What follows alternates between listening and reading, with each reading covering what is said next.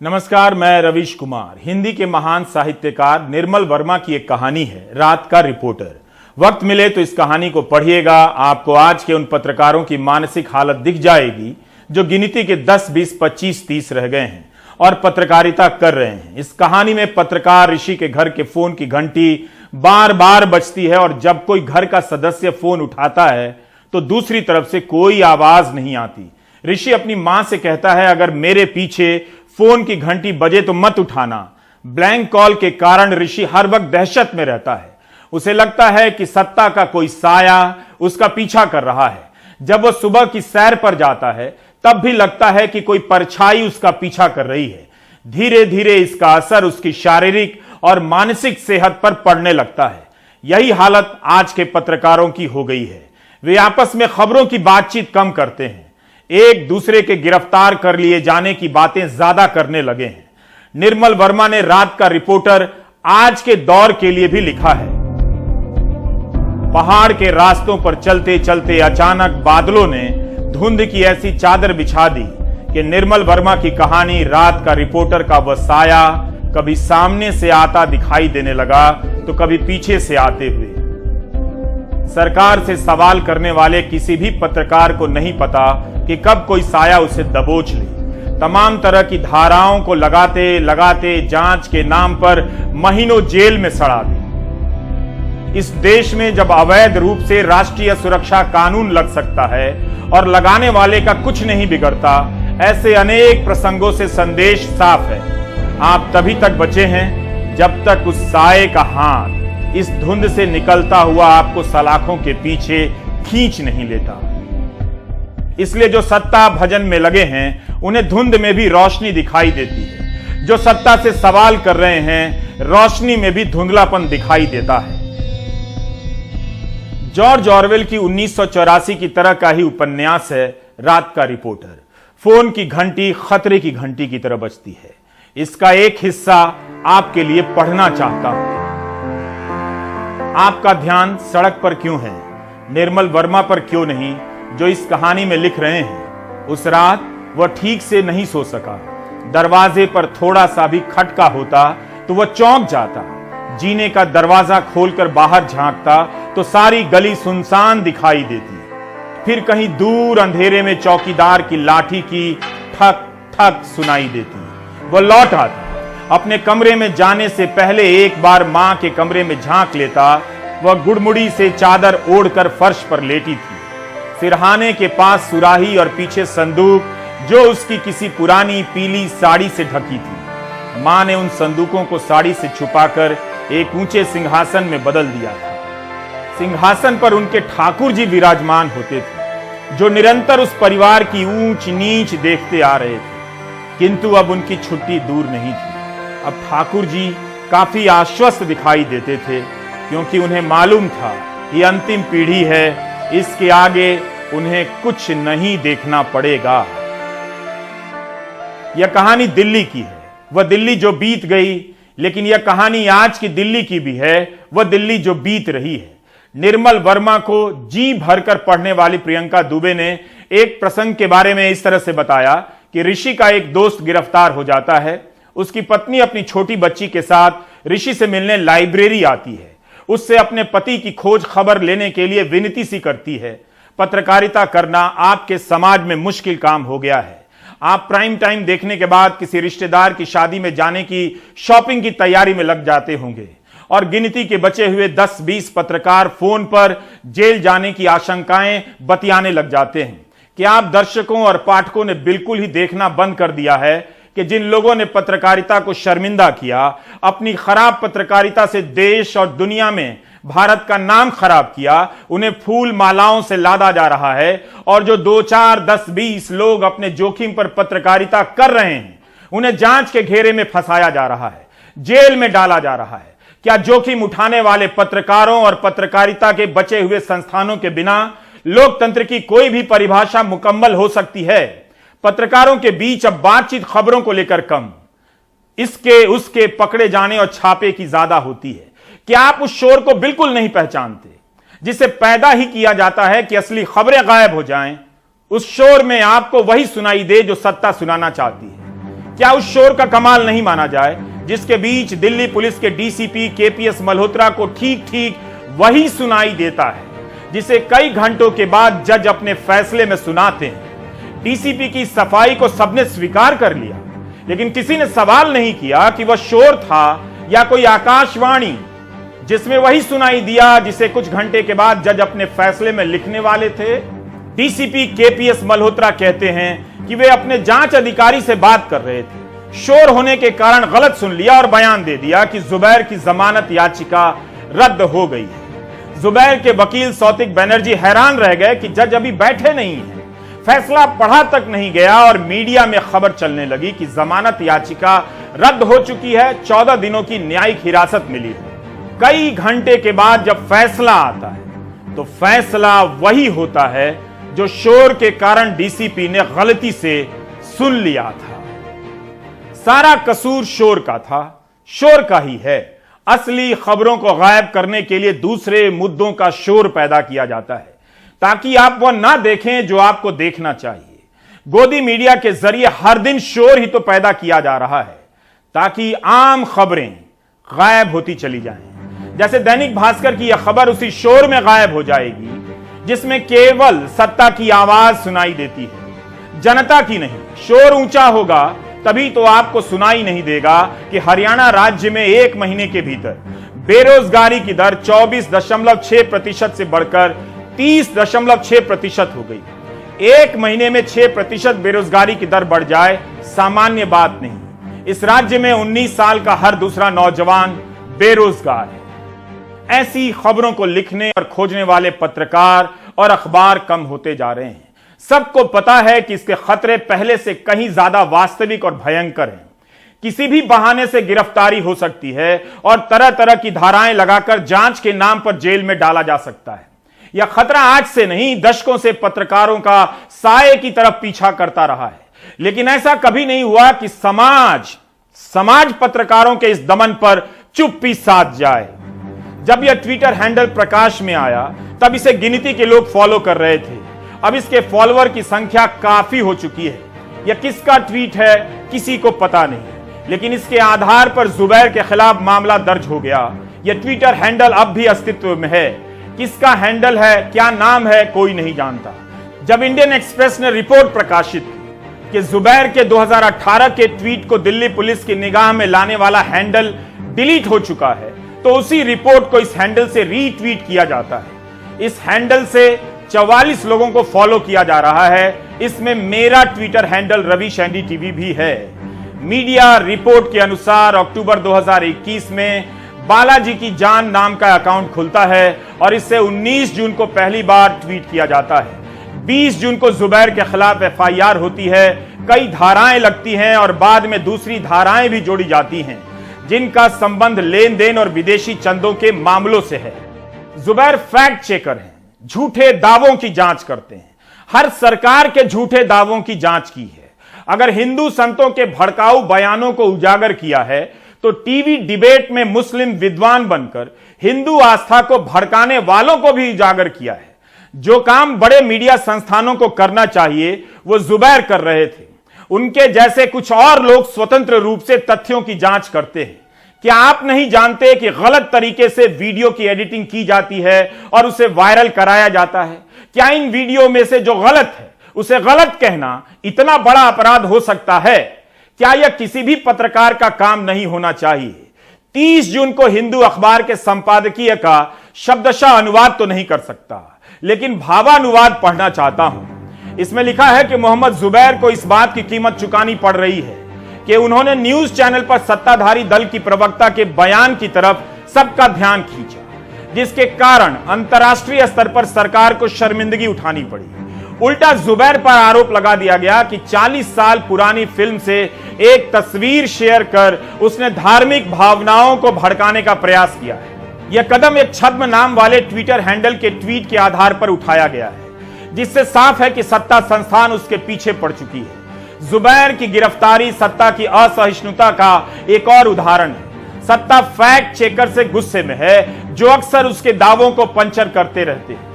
यह भी दिख रहा है कि जो भी बहुसंख्यक धर्मांधता को काउंटर करना चाहता है, सत्ता उसे नहीं छोड़ती है। संतोष है कि कुछ अखबारों ने गिरफ्तारी के विरोध में संपादकीय लिखे हैं, लेकिन अब लिखना भी पन्ना भरने के जैसा हो गया है। खुलकर लिखें या संभल कर लिखें, इसका कोई असर समाज और संवैधानिक संस्थाओं पर नहीं है। संभल कर लिखने की हिदायत डर कर लिखने की आदत में बदलती जा रही है। जो झूठ फैला रहा है वह समाज में स्वीकृत होता चला जा रहा है। जो झूठ पकड़ रहा है उसके जेल जाने पर समाज का बड़ा हिस्सा तालियां बजा रहा है। 29 जून को छपी न्यूज लॉन्ड्री के प्रतीक गोयल की यह रिपोर्ट विस्तार से बता रही है कि कैसे जुबैर की गिरफ्तारी को लेकर कई हजार ट्वीट किए गए और माहौल बनाया गया। जब नुपुर शर्मा और 32 लोगों के खिलाफ एफआईआर हुई, तभी से यह अभियान चला कि जुबैर का नाम क्यों नहीं है, उसे भी गिरफ्तार करो। प्रतीक की रिपोर्ट के अनुसार अरुण नाम के व्यक्ति ने तो बाकायदा ऐलान किया कि जो भी जुबैर और ऑल्ट न्यूज के खिलाफ कानूनी कार्रवाई करेगा उसका खर्चा वह देगा। न्यूज लॉन्ड्री की इस रिपोर्ट में एक ट्विटर अकाउंट द हॉक आई का हवाला दिया गया है, जिसे इस अभियान का अगुवा बताया गया है, जो अपने परिचय में लिखता है कि कम्युनिस्ट समूहों के झूठे अभियानों का पर्दाफाश करना उसका काम है। इस रिपोर्ट के अनुसार द हॉक आई भी उसी रेजर पेज से डोनेशन लेता है जिससे ऑल्ट न्यूज भी डोनेशन लेता है। द हॉक आई ने प्रतीक सिन्हा, जुबैर और ऑल्ट न्यूज पर पैसे के लेन देन में गड़बड़ी के आरोप लगाए हैं। जुबैर के खिलाफ विदेशी फंड की जांच हो रही है। जुबैर के खिलाफ चले अभियान में यह भी जोड़ा गया है कि उदयपुर की घटना के लिए वही जिम्मेदार है। सुप्रीम कोर्ट के जस्टिस सूर्यकांत और जस्टिस जेपी पारदीवाला की बेंच नुपुर शर्मा के एक मामले में सुनवाई कर रही थी। अदालत की बेंच ने कहा कि इस तरह की टिप्पणी करने की जरूरत क्या थी। जिस तरह से इस महिला ने देश भर में भावनाओं को भड़काया है, इस देश में जो भी हो रहा है उसके लिए अकेली जिम्मेदार है। अदालत ने यह भी कहा कि याचिकाकर्ता यानी नुपुर शर्मा की याचिका में एक अहंकार दिखता है कि देश के मजिस्ट्रेट उनके लिए मामूली है। जब आपके खिलाफ एफआईआर हो और आप गिरफ्तार ना किए जाएं, इसी से पता चलता है कि आपकी हैसियत और संपर्क क्या है। अंग्रेजी में इसके लिए क्लाउड शब्द का इस्तेमाल किया गया है। नुपुर शर्मा को आज तक गिरफ्तार नहीं किया गया है। यहां मामला केवल बराबरी का नहीं है कि जुबैर को जेल भेज दिया तो नुपुर शर्मा को भी भेज दीजिए, इससे कुछ हल निकलने वाला नहीं है। सवाल यह है कि बड़ा हमला और लगातार हमला किस पर हो रहा है? उन लोगों पर हो रहा है जो सरकार से अलग राय रखते हैं, जो सरकार के अलावा उस राजनीतिक तंत्र के फैलाए झूठ को उजागर करते हैं, जिस तंत्र में कई लोग सरकार की ही तरफदारी करने वाले हैं। क्या यह सच नहीं कि समाज का बड़ा हिस्सा इसे देखना ही नहीं चाहता है? कोर्ट की सख्त टिप्पणी के बाद भी नुपुर को गिरफ्तार क्यों नहीं किया गया? इस सवाल को कभी पूछकर देखिएगा पब्लिक में, आपके भीतर डर का कोहरा छा जाएगा। उल्टा कोर्ट की टिप्पणी पर ही असंवैधानिक टिप्पणियां खुलकर की गईं। कुछ ऐसी टिप्पणियां थी कि हम रिपोर्ट तक नहीं कर सकते। पता चलता है कि इस इकोसिस्टम का क्लाउड प्रभाव कितना बड़ा है। इन्हें अदालत की अवमानना तक का भय नहीं है। Attempted at judges for their judgments lead to a dangerous scenario wherein judges would have to pay greater attention to what the media thinks rather than what the law actually mandates. This puts the rule of law on the burner, ignoring the sanctity of respect for the courts. And digital media is nowadays primarily resorted to expressing personalized opinions more against the judges per se, rather than a constructive critical appraisal of their judgments. This is what is harming the judicial institution and lowering its dignity. Role of media. A trial is essentially a process to be carried out by the courts. However, in the modern day context, trials by digital media are an undue interference in the process of justice dispensation, crossing that Lakshman Rekha many a times. This is especially all the more worrisome when those sections of people start scrutinizing the judicial process who possess only the half truth.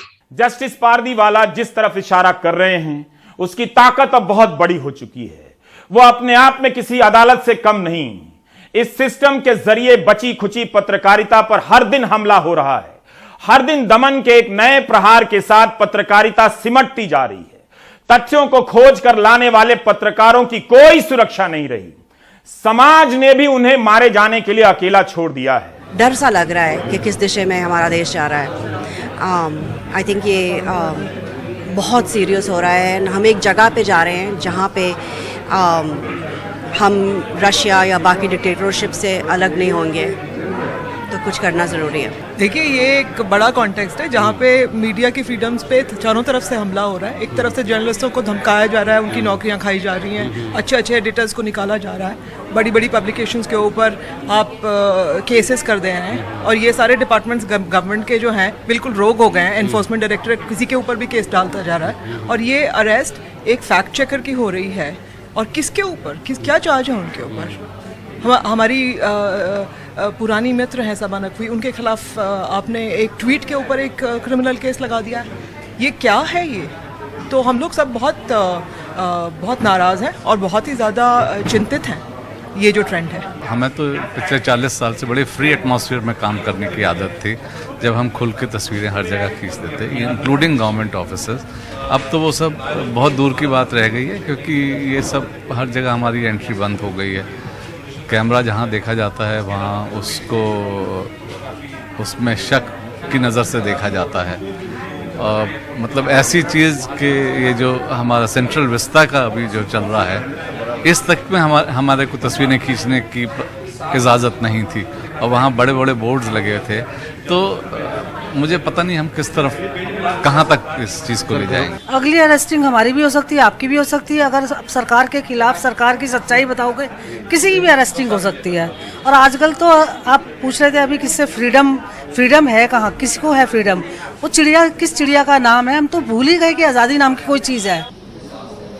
ऐसे तो इस देश में हजारों पत्रकार हैं, लेकिन यहां प्रेस क्लब में हर बार की तरह यही चंद पत्रकार हैं जो हर दमन का विरोध करने जमा होते हैं।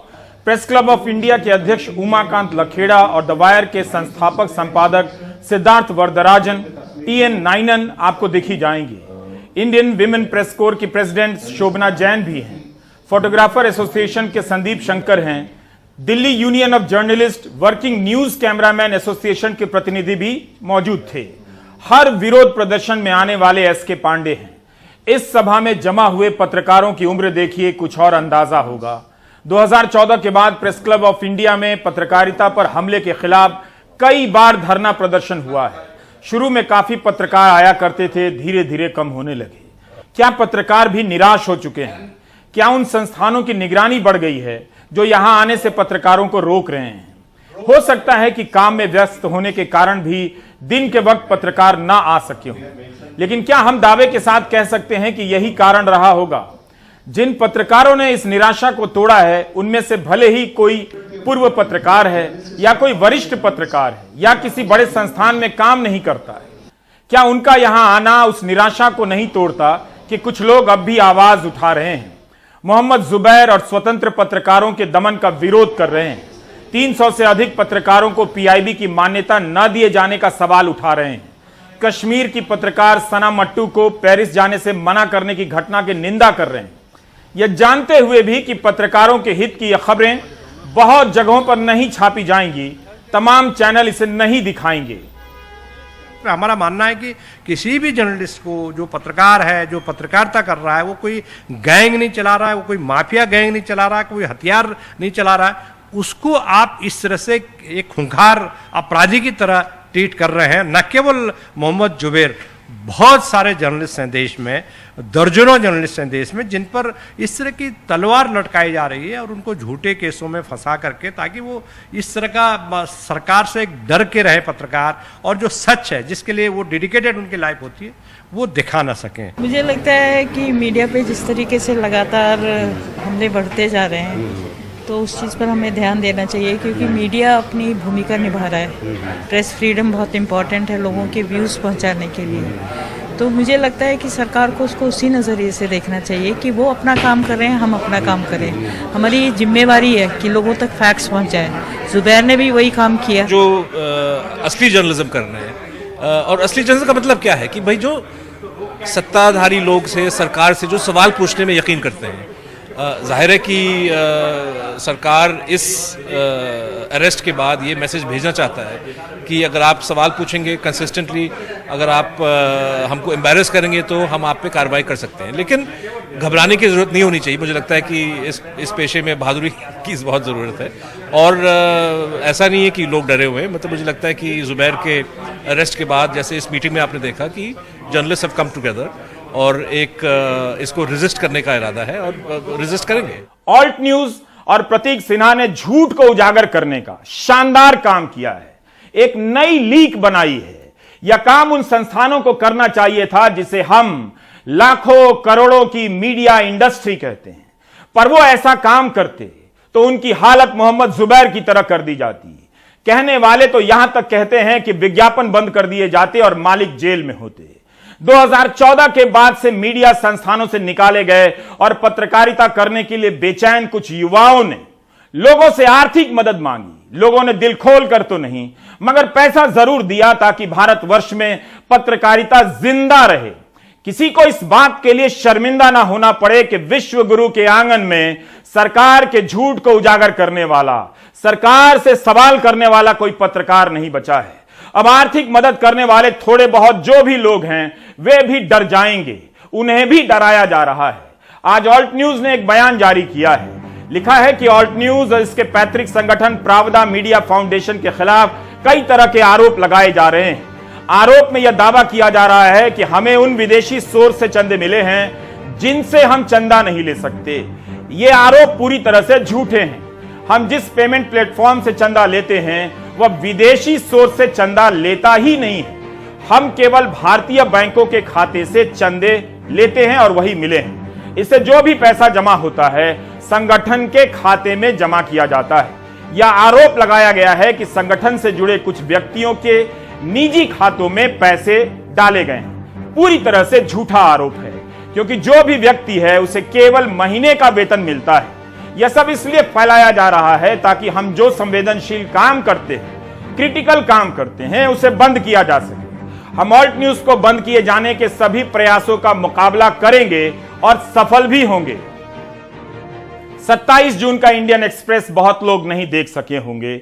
अखबार के पहले पन्ने पर दो खबरें छपी हैं। एक तरफ जुबैर की गिरफ्तारी की खबर छपी है, ठीक बगल में ठहाका लगाते प्रधानमंत्री मोदी, अमेरिका के राष्ट्रपति जो बाइडेन और कनाडा के प्रधानमंत्री जस्टिन ट्रूडो की तस्वीर छपी है। पहली खबर है कि 2018 के ट्वीट के लिए जुबैर को 2022 में गिरफ्तार किया गया है। बगल में खबर छपी है कि भारत सहित 12 देशों और यूरोपीय संघ ने डेमोक्रेसी स्टेटमेंट पर दस्तखत किए हैं। इन मुल्कों ने वादा किया है कि वे ऑनलाइन और ऑफलाइन फ्रीडम ऑफ स्पीच की रक्षा करेंगे।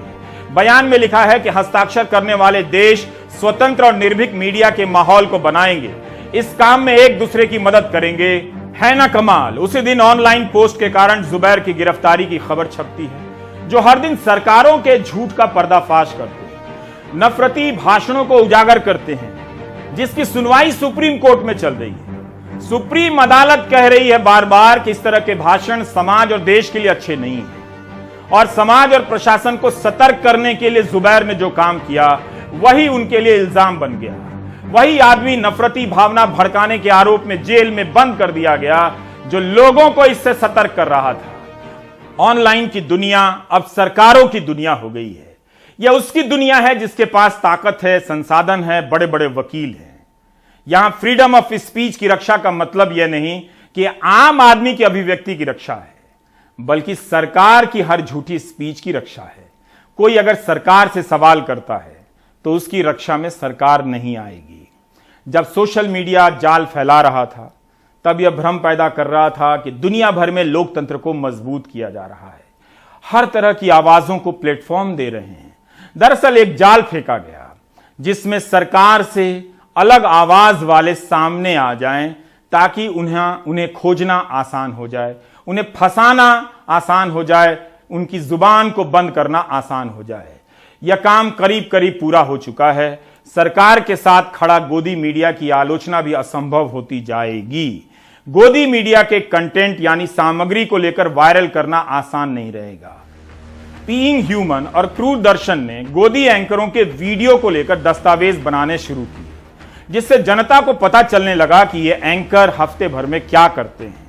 लेकिन आज इसने ट्वीट किया है कि वो अपने सारे वीडियो डिलीट कर रहा है क्योंकि उसे नोटिस मिला है। कई कारणों में यह भी कारण हो सकता है कि गोदी चैनलों की तरफ से ही यह कार्रवाई की गई होगी, ताकि उनके वीडियो को लेकर कोई जनता के बीच यह उजागर ना करे कि क्या खेल चल रहा है। क्रूर दर्शन ने रिसर्च की एक नई परंपरा शुरू की, जिससे पता चलने लगा कि इन चैनलों की डिबेट में कितनी बहसें धार्मिक मुद्दों, नफरती मुद्दों को लेकर होती हैं और स्वास्थ्य, बेरोजगारी, महंगाई जैसे जरूरी मुद्दों पर नाम भर के लिए भी बहस नहीं होती है। क्रूर दर्शन का मामला साफ संकेत कर रहा है कि न्यूज चैनल पत्रकारिता करके अपनी छवि नहीं बनाना चाहते हैं। उन्हें अब इसकी जरूरत नहीं रही।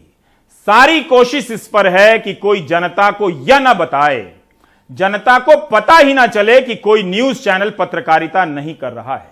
यह सच्चाई कई देशों की है। इस भ्रम में मत रहिएगा कि केवल भारत में ऐसा हो रहा है।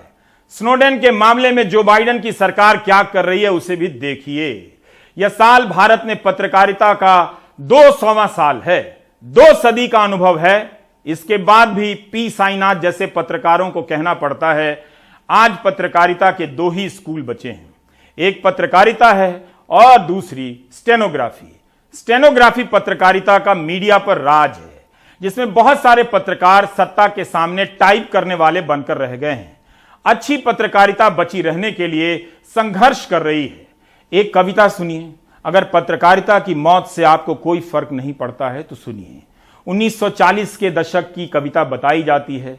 इसके रचनाकार के बारे में हमें पता नहीं चल सका, मगर कई जगहों पर पढ़ाई जाती है। इसका हिंदी भावानुवाद कुछ इस तरह है। दिन के बीचों बीच एक अंधेरी रात में 2 मरे हुए लड़के बाहर खेलने आए। पीठ से पीठ लगाकर वे आमने सामने खड़े हो गए। तलवार निकाल ली और एक दूसरे पर गोली चला दी। एक बहरे पुलिस अफसर ने जब यह आवाज सुनी, वो अंदर आया और उसने दोनों मृत लड़कों पर गोली चला दी। मरी हुई पत्रकारिता को कोई भी मार जाएगा। इस हालात में वही मारा जाएगा जो पत्रकार है, पत्रकारिता कर रहा है। जो पत्रकारिता के नाम पर स्तुति गान गाएगा वो राज करेगा। उसकी आवाज में हनक होगी, सनक होगी। वह लोगों को हांकेगा और आप खुशी खुशी उससे हांके जाएंगे। 1824 में जब अंग्रेजी हुकूमत प्रेस पर अंकुश लगाने का अध्यादेश लेकर आई, तब इसके विरोध में राजा राम मोहन रॉय ने एक ड्राफ्ट तैयार किया। उस पर कई लोगों से दस्तखत कराए। अंग्रेजी हुकूमत से अध्यादेश वापस लेने की मांग की और कहा कि यह अध्यादेश इसलिए लाया गया है ताकि लोगों को अंधेरे में रखकर सत्ता में बैठे लोग ज्यादा से ज्यादा मुनाफा कमा सकें। यह तो जग जाहिर है कि निरंकुश सरकार हर तरह की अभिव्यक्ति को कुचलती है, जो उसकी करतूतों को उजागर कर देती है। राजा राम मोहन रॉय ने कहा कि सूचनाओं का स्वतंत्र प्रवाह अच्छे शासन के लिए बहुत जरूरी है।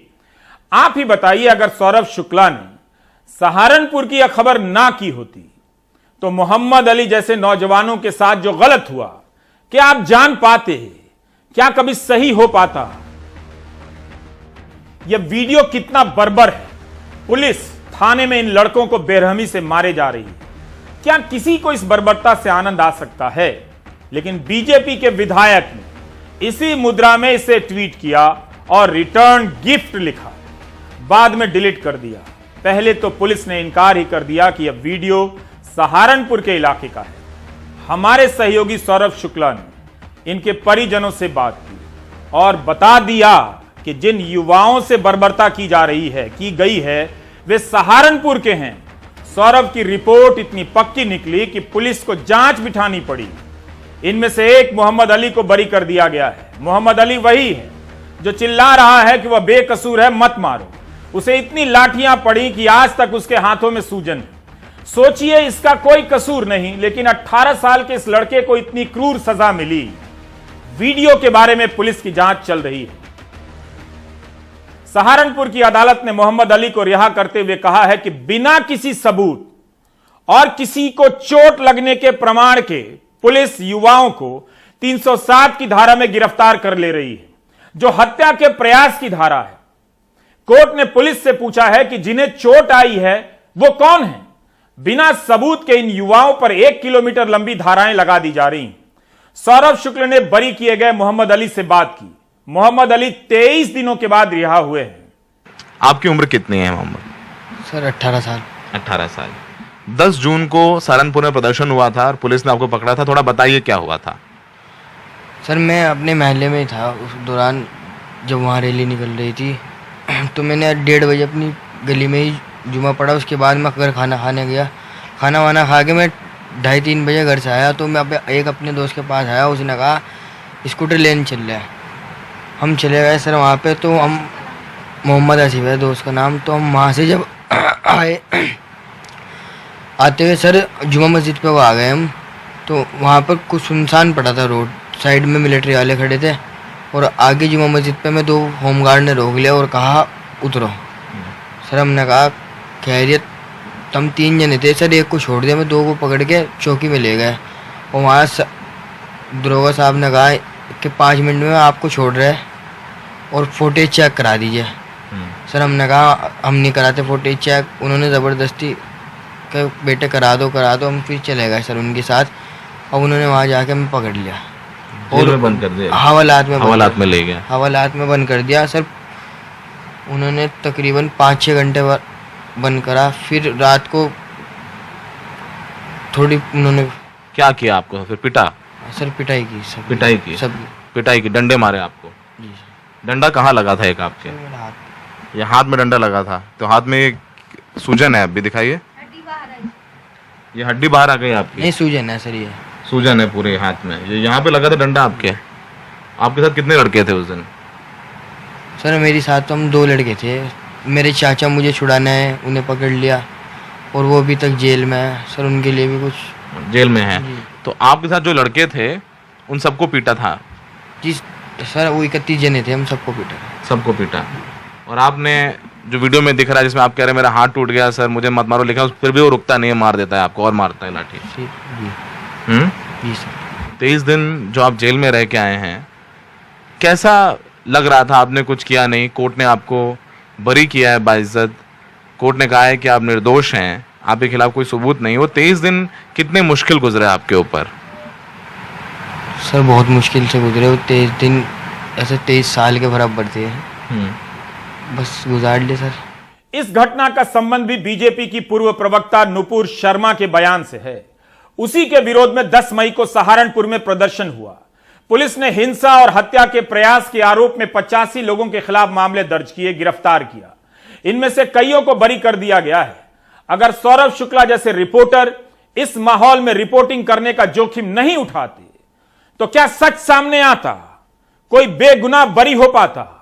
गोदी मीडिया तो ऐसा काम नहीं करता है, लेकिन कहीं कोई घटना हो जाए तो उसके बहाने दहाड़ने आ जाता है, जैसे पत्रकारिता वही कर रहा है। इसके बाद भी जो पत्रकारिता कर रहे हैं, दमन उन्हीं का हो रहा है, जांच उन्हीं की हो रही है और जांच का डर उन्हीं का पीछा कर रहा है। हर पत्रकार के बीच यही सवाल है, अगली बारी किसकी है? हम नहीं जानते आपके क्या सवाल हैं। आप सवाल करने लायक बचे भी हैं या नहीं, यह भी नहीं जानते। ब्रेक ले लीजिए।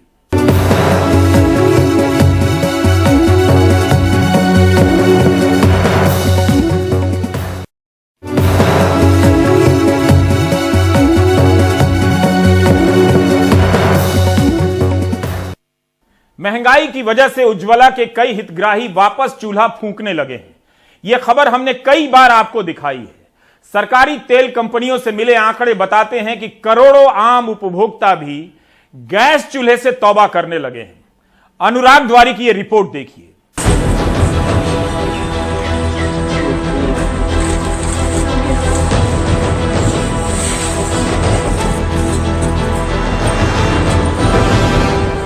सरकारी पोस्टरों में उज्ज्वला के हितग्राही भले ही गैस चूल्हा जला रहे हों, लेकिन हकीकत में वो लकड़ी का चूल्हा फूंकने लगे हैं। छत्तीसगढ़ में निलजा गांव की अनुकाबाई उज्ज्वला की हितग्राही हैं, लेकिन चूल्हा फूंक रही हैं। हितग्राहियों के लिए 200 रुपए प्रति सिलेंडर कम हुए, फिर भी हिम्मत नहीं है कि दोबारा रिफिल करा सके। फागुन में मिले रही से। कितना महंगा है सिलेंडर ये? 1100। तो खरीद पा रहे हैं? नहीं, चूल्हा जलाते न मन। कब से इसको आपने नहीं भराया है? मिली से तो खत्म हो गया ना, गैस है तो वहाँ नहीं भरे हैं। अभी कुछ दिन पहले सिलेंडर में 200 रुपये कम किए गए, उसके बाद भरा पा रहे हैं कि नहीं? नहीं भरे हैं, महंगाई के नाम से नहीं भरे हैं। महंगाई की वजह से नहीं भरे हैं? हाँ। तो चूल्हा जलाते हैं तो लकड़ी कहाँ से आती है? बिन बिन के लाते हैं लकड़ी ला। तो कितनी दिक्कतें होती हैं? बहुत दिक्कत होते हैं। इसी गांव में अखिलेश वर्मा, द्रौपदी वर्मा जैसे सामान्य ग्राहक भी हैं जो महीनों से सिलेंडर नहीं भरवा पा रहे हैं, चूल्हे सिगड़ी में खाना बना रहे हैं। क्या आप गैस सिलेंडर भरा पा रहे हैं? नहीं, तकलीफ हो जाते ना, महंगाई देखे ले। कितने रुपए का है सिलेंडर? तो 1100 भर हो गए सर। तो अब कब से नहीं भराया आपने? वो तो 5-6 महीना हो गए। तो फिर घर का खाना है वो कैसे बनता है? का इंडक्शन भी है साथ में, और सिगड़ी है, चूल्हा है, एकर से अपन ये निकाल था ना। और इसके पहले जब सस्ता था तो भरा पा रहे थे? हाँ, तो वो ख़त्म हुआ तुरंत भरवा लेते हैं, कम रेट रही था। हाँ, लेकिन महंगाई बढ़े तो मुश्किल जाते, एमा उमा करके चलाते। अभी कितना रुपए को हो जाए तो आप भरा पा?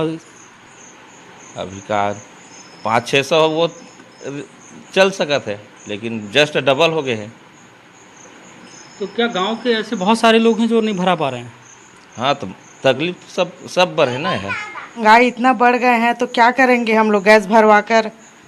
कितने दिनों से नहीं भराया? हम लोग तो 6-7 महीना हो गए, हम लोग गैस के यूज नहीं कर रहे हैं। महंगाई बढ़ रहे हैं तो कैसे यूज करेंगे भाई। खाना जो बनाते हैं वो क्या चूल्हे में बना रहे हैं? हाँ, हम लोग चूल्हे में, सिगड़ी में बना लेते हैं। तो पहले जब सस्ता था तो क्या उस समय गैस से ही बनता था पूरा खाना? हाँ, हम लोग सस्ते थे तो इसी में बनाते थे। और कितना चाहते हैं कि कितना सस्ता हो जाए? 500-600 हो जाए, 300 हो जाए तब वो बना लेबो, 200 रही तब वो भरवा लेबो। अब 1000-1200 हवा तक कैसे भरवाबो। सूचना के अधिकार के तहत नीमच के चंद्रशेखर गौड़ ने जो आंकड़े जुटाए हैं वो बताते हैं कि 2021-22 में इंडियन ऑयल कॉरपोरेशन के 2 करोड़ 80 लाख ग्राहकों ने कोई रिफिल नहीं करवाया, जबकि तकरीबन 62 लाख ग्राहकों ने सिर्फ एक बार रिफिल करवाया। वहीं 2021-22 में हिंदुस्तान पेट्रोलियम कॉरपोरेशन के 49,44,000 ग्राहकों ने घरेलू गैस का एक भी सिलेंडर नहीं भराया, जबकि 33,58,000 ग्राहकों ने महज एक सिलेंडर भराया। भारत पेट्रोलियम कॉरपोरेशन में 2021-22 के दौरान घरेलू गैस के 30,10,000 ग्राहकों ने एक भी सिलेंडर नहीं भरवाया, जबकि 24,62,000 ग्राहक ऐसे थे जिन्होंने साल भर में सिर्फ एक बार सिलेंडर भरवाया। यानी बीते वित्त वर्ष में पूरे साल भर में घरेलू गैस का एक भी सिलेंडर नहीं भराने वाले कनेक्शन धारकों की संख्या तकरीबन 3 करोड़ 49 लाख रही, और साल भर में मात्र एक सिलेंडर भरवाने वाले धारकों की संख्या करीब 1 करोड़ 20 लाख। सरकार तर्क गढ़ेगी, लेकिन कटनी के कैलवाला खुर्द की आशा बड़गैया के गैस सिलेंडर में लगा जाला अपनी कहानी खुद कह रहा है। सिलेंडर तो महंगा है, तो कैसे के हम गुजारा करेंगे। हमारे तो लड़के बच्चे भी हैं, तो हम उनको पढ़ाएं लिखाएं कि सिलेंडर भराएं कि क्या करें। अभी तो स्थिति में अपने कंडाई पाथ लेते हैं, उसी में बनाते हैं। इसी धुआं हो रहा तो धुआं हो रहा है, आँखी में धुआं लग रहा है, तो परेशानी जा रही है। मजबूरी है तो बना तो सकते हैं। अब खाना में अच्छा भी रहता है, गैस भी नहीं बनती है। ठीक है, चूल्हा ही है, क्या करें, महंगा है सिलेंडर। कुल मिलाकर अगर आम उपभोक्ता के साथ उज्ज्वला योजना के लाभार्थियों की संख्या भी शामिल कर ली जाए तो देश में पिछले एक साल में 4 करोड़ 49 लाख ग्राहकों ने एक बार भी सिलेंडर नहीं भरवाया, जबकि साल में एक बार रिफिल करवाने वालों की तादाद रही 2 करोड़ 28 लाख। पिछले 8 सालों में रसोई गैस की कीमतों में लगभग 144% इजाफा हुआ है और सरकार ने सब्सिडी भी कम कर दी। नतीजतन जो उज्ज्वला के हितग्राही हैं और उसके अलावा आम उपभोक्ता भी वो वापस चूल्हा फूंकने पर मजबूर हो गए हैं। रायपुर से अपने सहयोगी जुल्फिकार, कटनी से आरबी गुप्ता और कैमरा पर्सन रिजवान खान के साथ अनुराग द्वारी, एनडीटीवी इंडिया। आप देख रहे थे प्राइम टाइम। नमस्कार।